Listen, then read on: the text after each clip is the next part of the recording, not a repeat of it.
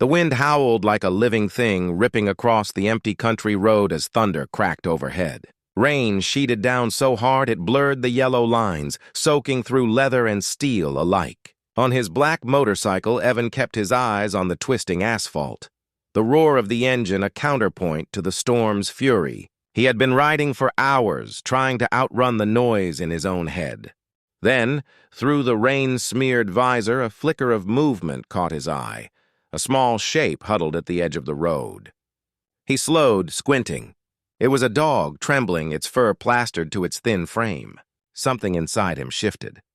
He braked hard, the bike sliding a little before stopping, and for a moment the world went silent except for the rain and the frightened whimpering of the animal. If you believe in kindness, second chances, and how one small act can change not just a day but a life, please like, comment, share, and subscribe to Hidden Hearts.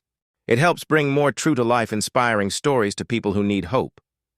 Evan swung off the bike and knelt in the mud. The dog, a golden retriever, maybe 2 years old, backed up a step, tail tucked, eyes wide.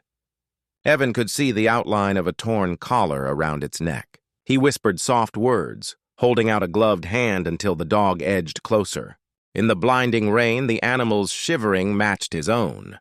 He took off his jacket and wrapped it around the dog, feeling its heartbeat race against his palm. He looked up and down the road. Nothing. No cars, no houses visible through the curtain of water. He knew he couldn't leave it there. The ride to the nearest town was slow and treacherous.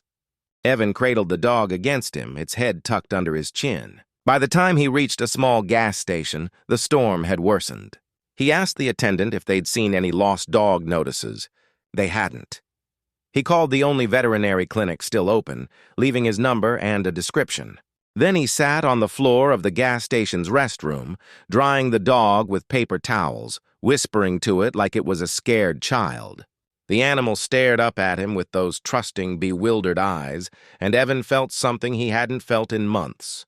A reason to care. Evan's own life had been sliding off the rails. After a messy breakup and the loss of his job at a factory, he'd taken to riding alone, drifting from place to place. He had no family nearby, no home waiting.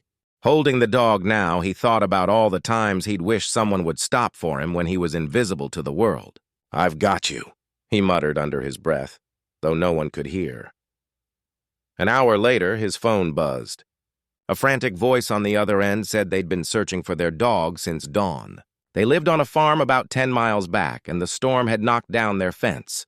The man's voice cracked with relief as he gave Evan an address. Evan loaded the dog onto his bike again, tucking it securely, and rode through sheets of rain toward the farm. When he turned up the gravel driveway, a porch light flicked on and a woman ran out barefoot into the rain. Behind her came a teenage boy and an older man with a flashlight.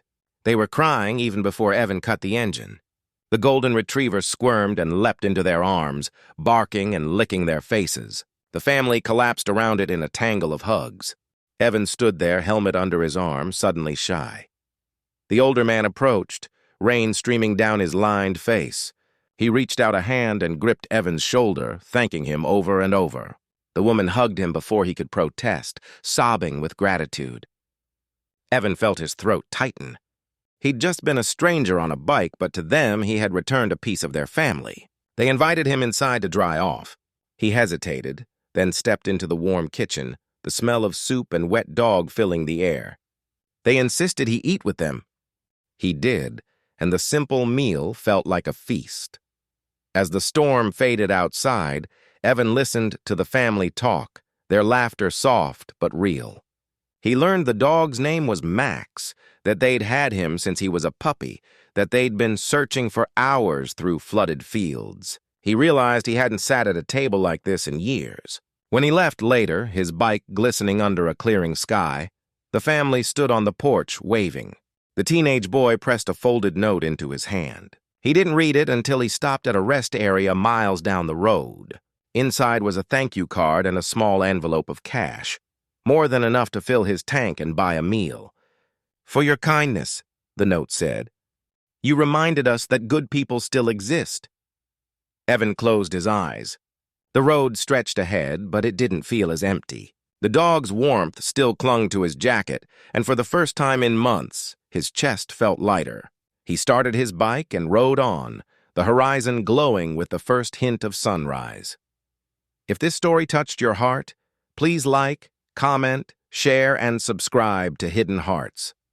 Your engagement helps bring more real-life inspired stories of hope and kindness to others. Before you go, we'd love to hear from you. Have you ever stopped to help a lost animal or stranger? Comment below and inspire others.